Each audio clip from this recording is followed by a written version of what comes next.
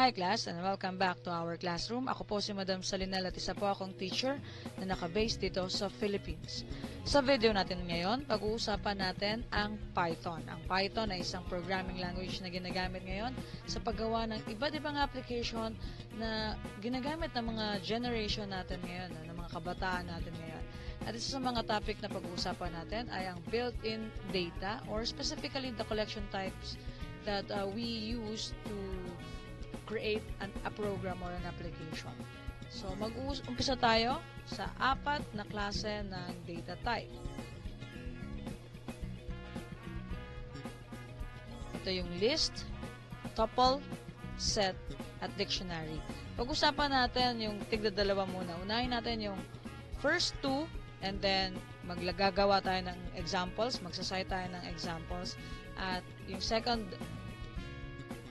2 or last 2 data types naman yung gagamitin natin, pag-aaralan din natin separately. Okay? So, sa pag-aaral natin ito, gagamit tayo ng Visual Studio Code. So, dapat meron kayo yan sa inyong devices, pati ang Python, install natin yan. So, pwede natin yan makuha sa mga Microsoft Store or sa Apple Store, or pwede po kayong dumiretso sa website nila para ma-install ang dalawang kailangan natin para sa pag-aaral ng Python. Okay, so pag-usapan natin yung list at tuple. So by definition, list is a collection which is ordered and changeable. So kapag gumagawa po tayo halimbawa ng basic na listahan, so ordered po yan, so depende po chronologically, alphabetically, or kung paano natin siya isinulat dun sa list natin. Pwede rin siyang mabago, pwede siyang palitan, or pwede siyang maduplicate. So, halimbawa, mag-example po tayo ng ganitong variable. So, meron tayong sample list, banana, or apple, banana, cherry, print, sample list. So, pag sinabi nating ordered, kung paano natin siya sinulat dito, ganun siya lalabas doon sa ating output. So, punta tayo ngayon sa ating Visual Studio Code. So, new file tayo. Piliin natin yung text file built-in. So, medyo lakihan natin yung font natin para makita natin yung ating content.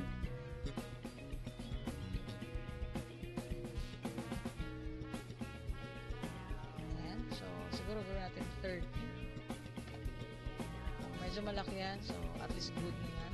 So, katulad ng example na ginagamit natin kanina. So, meron tayong variable na ilalagay. Sample list. And then, may equal sign. So, pag list yung ginagawa natin, ang ginagamit natin ay ang square bracket. There you go. Followed by a double quotation.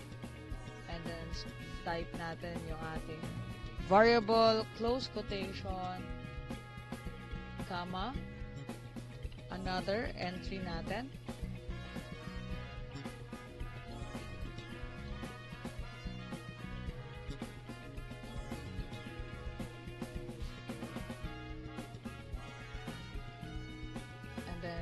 Close quotation or close bracket, square bracket yung ginamit natin.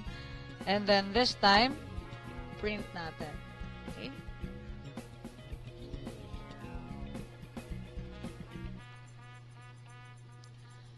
Okay.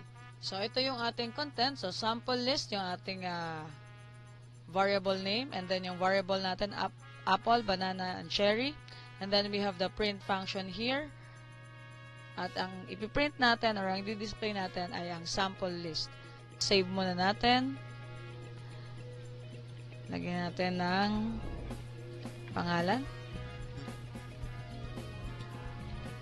And then, yung collection type or yung save type niya ay Python. Hanapin natin yung Python dito.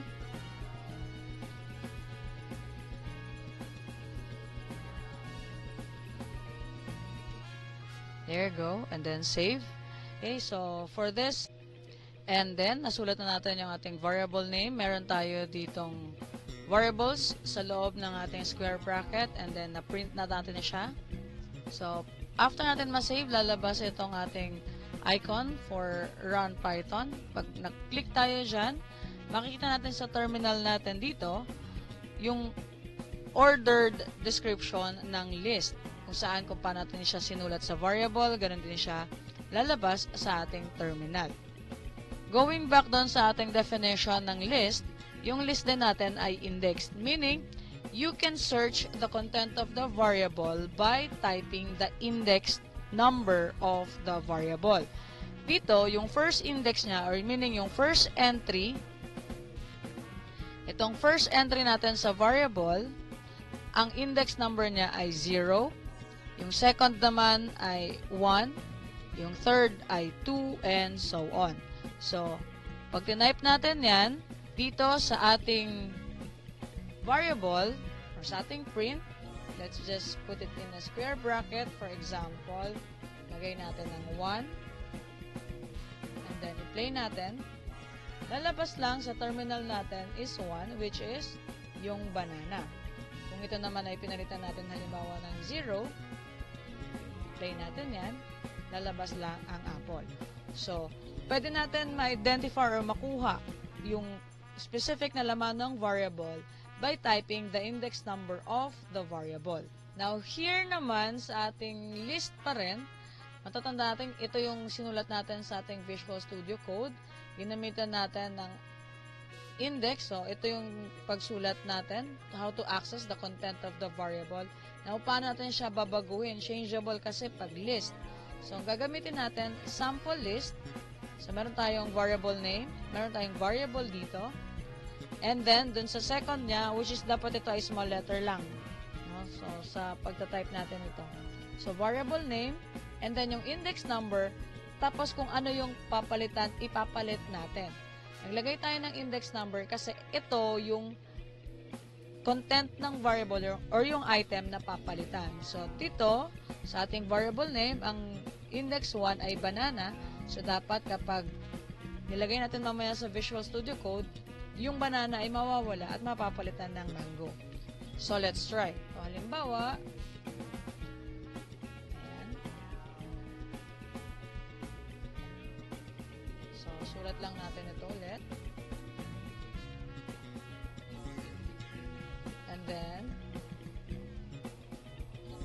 bracket, equal sign. Let's put it inside the close quotation. And then, yung sa print, palitan natin. Tingnan natin ngayon kung mangyayari. So, makikita natin ngayon, wala na yung banana, meron ng mango.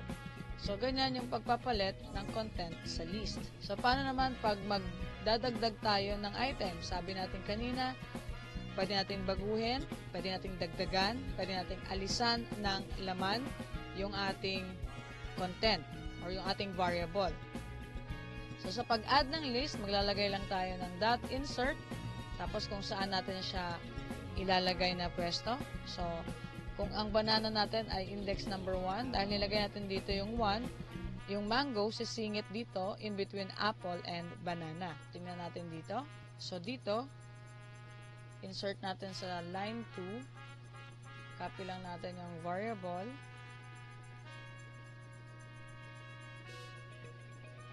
.insert. Open parenthesis. Let's type 1. And then, ilagay natin yung mango. Yung insert natin. Close parenthesis. And then, palitan natin yung index din sa print function. See now. So, ayan na siya. So, kung aalisin natin yung print function, tingnan natin ang nangyari. Lalabas ba? So, ayan na siya.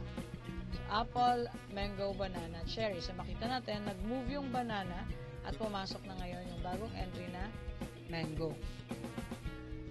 Kung i-remove naman natin yung content or yung item sa variable, instead na insert, ilalagay natin yung remove, tapos wala ng index number, tapos ila-type natin, ilalagay natin sa parenthesis yung item na buburahin natin. So, like in this example, so this time, gagawin natin remove. And then, alisin natin ngayon ay banana.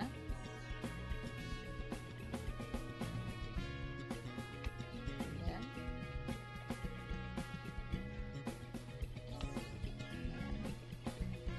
Check natin ngayon. Ayan. So, nakita natin na yung apple, cherry, nawala na dito. Or yung banana, nawala na dito. Apple, cherry na lang ang natira. Okay? Ayan. So, yan yung list. Then, proceed naman tayo sa tuple. Ang tuple naman ay collection din. Ordered din siya, pero dito, hindi ka pwedeng magdagdag or pwedeng magbawas. Unchangeable siya. Pero, katulad ng list, pwede pa rin siyang mag-duplicate na. So, anong example natin dito? Ito yung ginagamit natin example. Kung sa list kanina, gumagamit tayo ng square bracket, sa tuple, gumagamit lang siya ng parentheses. Okay? So, instead na square bracket, yung gamitin natin, gamit tayo ng parentheses. Okay? There you go.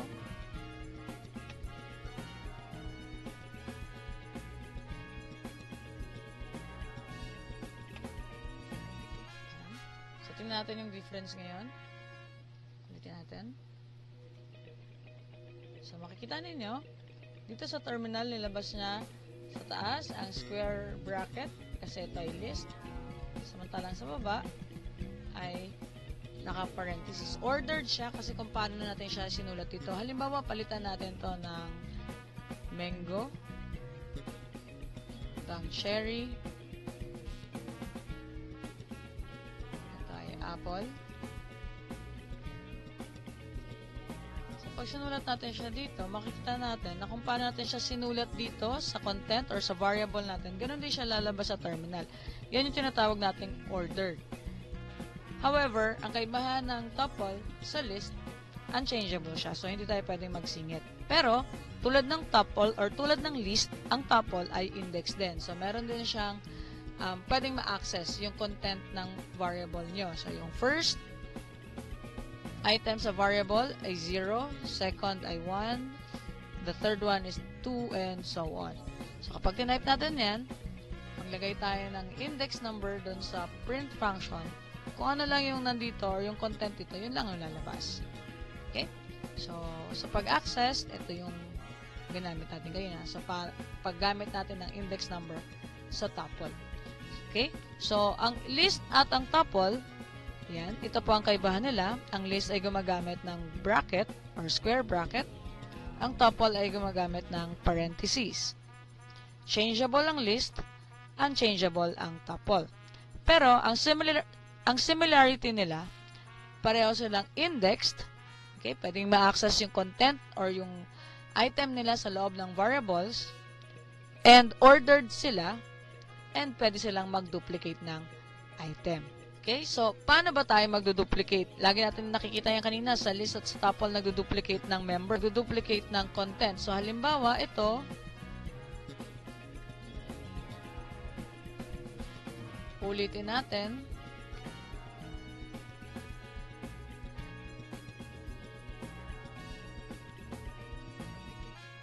Here. Ulitin natin siya. Ayan.